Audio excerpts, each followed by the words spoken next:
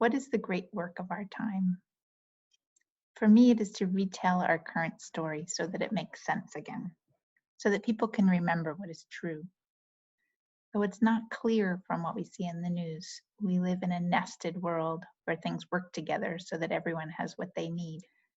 Outside my window, there are piles and piles and piles of food reaching up into the sky. Some of it is being eaten as we speak. Some of it will be eaten 200 years from now. It's not all for me, and I certainly didn't grow it. All this food is produced by and for the essential workers who live around me.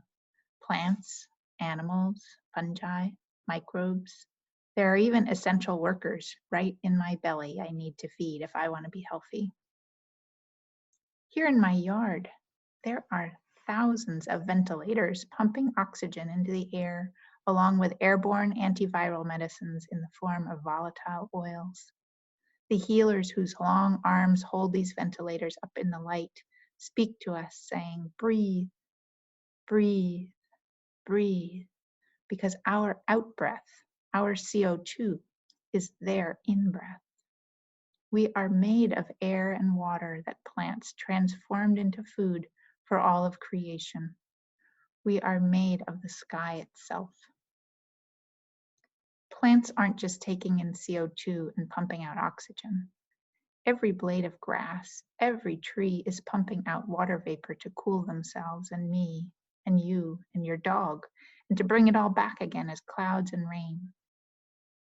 The air above a green, transpiring landscape is on average 4 degrees Fahrenheit cooler than above bare soil, and 21 degrees cooler than above pavement. The world below those plants is far cooler as well, providing good working conditions for the water engineers underground.